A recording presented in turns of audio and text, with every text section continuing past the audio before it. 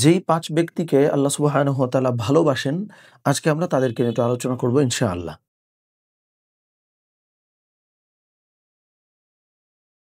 ১ নম্বরটা হচ্ছে তওবাকারীকে আল্লাহ সুবহানাহু ওয়া তাআলা ভালোবাসেন। যেমন সূরা বাকারার ২২২ নম্বর আয়াতে আল্লাহ সুবহানাহু ওয়া তাআলা কিন্তু এটা জানিয়েছেন যে, যারা তওবা করে, যারা বিনয়ী, যারা আল্লাহ সুবহানাহু ওয়া তাআলার কাছে ক্ষমা চায়, তাদেরকে আল্লাহ সুবহানাহু ওয়া তাআলা ভালোবাসেন। সুবহানাল্লাহ।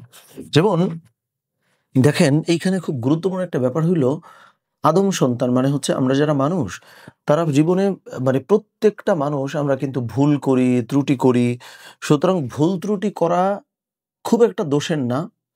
কিন্তু এই ভুল ত্রুটি করার পরে তওবা না করাটা বরং দোষের। যেমন হাদিসের মধ্যে আসছে যে আদম সন্তান অর্থাৎ প্রত্যেকটা মানুষ হচ্ছে পাপী। তবে এই পাপীদের মধ্যে সর্বোত্তম হচ্ছে ওই মানুষটা বা ওই পাপী যে হচ্ছে যে আল্লাহ সুবহানাহু ওয়া তাআলার কাছে ক্ষমা চায়।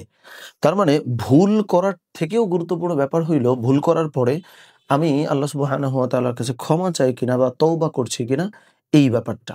২ নম্বরে হচ্ছে ওই মানুষটাকেও ভালোবাসেন আল্লাহ সুবহানাহু ওয়া তাআলা যে হচ্ছে তাকওয়াবান। অর্থাৎ আল্লাহ সুবহানাহু ওয়া তাআলাকে ভয় করে। এখন তাকওয়ার খুব প্রচলিত অর্থ তো এটাই আমরা জানি যে হচ্ছে যে আল্লাহ সুবহানাহু ওয়া তাআলাকে ভয় করা হচ্ছে তাকওয়া। বাট আমার কাছে একটা অবজারভেশন আছে যে তাকওয়া মানে শুধুমাত্র আল্লাহ সুবহানাহু ওয়া তাআলাকে ভয় করা যদি হয়, তাইলে সমস্যা হইল যে আমি একটা ভুল কাজ করতেছি, এটা পাপের কাজ করছি। ওই ক্ষেত্রে আল্লাহ সুবহানাহু ওয়া তাআলাকে ভয় করে আমি হয়তো চলে আসছি। কিন্তু যদি আমি কোনো ভালো কাজ করি সেই ক্ষেত্রে তাকওয়ার ব্যাপারটা কি?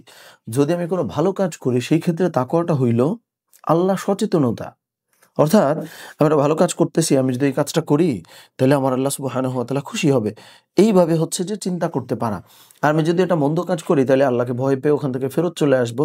তার মানে তাকওয়ার মানেই হইল আল্লাহ সচেতনতা যে ভালো মন্দ যখন যেটাতেই আমরা ইনভলভ হচ্ছি, ওই মোমেন্টে আমি আল্লাহ সুবহানাহু ওয়া তাআলাকে স্মরণ করতে পারছি কিনা।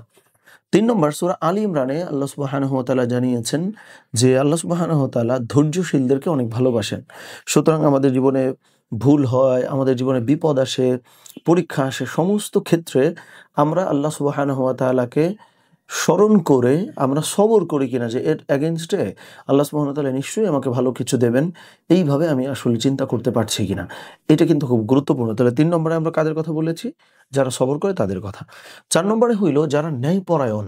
অর্থাৎ এটা খুব গুরুত্বপূর্ণ যে যখন যেকোনো বিচার আপনি করবেন, সেটা রাষ্ট্রীয় বিচার হোক, সামাজিক বিচার হোক, ব্যক্তিগতভাবেও ইভেন কাউকে যখন আপনি বিচার করবেন, সো প্রত্যেকটা জায়গায় আপনি আসলে ন্যায়পরায়ণ কিনা এটা খুব গুরুত্বপূর্ণ একটা ব্যাপার যে আমরা মানুষের সাথে আচরণ করবার ক্ষেত্রে, কাউকে বিচার করবার ক্ষেত্রে ইনসাফের সঙ্গে আমরা বিচার করেছি কিনা।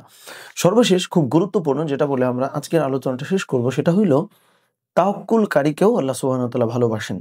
এখন আমরা অনেকে আনফরচুনেটলি তাওয়াক্কুলের একটা ভুল মানে বাইর করছি যে আমি পরিশ্রম করি না, চেষ্টা করি না, জাস্ট আল্লাহর উপর ভরসা করে ফেলে আসছি কোনো কিছু। এরকম না। তাকওয়ার মানে আপনি চেষ্টা করবেন, চেষ্টা করার পাশাপাশি আল্লাহ সুবহানাহু ওয়া তাআলার উপরেও ভরসা করবেন যে আল্লাহ আমি সর্বোচ্চটা করছি। তুমি আমাকে যদি এটা করার তৌফিক দান করো তাইলে আমি করতে পারবো। এইভাবে করে আল্লাহ সুবহানাহু ওয়া তাআলার প্রতি রিলাই করা, ভরসা করা, এই যে যারা আল্লাহ সুবহানাহু ওয়া তাআলার প্রতি তাওয়াক্কুল করে তাদেরকেও আল্লাহ সুবহানাহু ওয়া তাআলা ভালোবাসেন। তাহলে মোটা দাগে আমরা সব মিলিয়ে ৫ টা মানুষের কথা বলেছি, তওবাকারীর কথা বলেছি, তাকওয়া অবলম্বনকারীর কথা বলেছি, ধৈর্যশীলের কথা বলেছি, ন্যায়পরায়ণের কথা বলেছি এবং সর্বশেষে আমরা তাওয়াক্কুলের কথা বলেছি। তো আল্লাহ সুবহানাহু ওয়া তাআলা আমাদের সকলকে এই গুণাবলী সম্পন্ন মানুষ হবার তৌফিক দান করেন।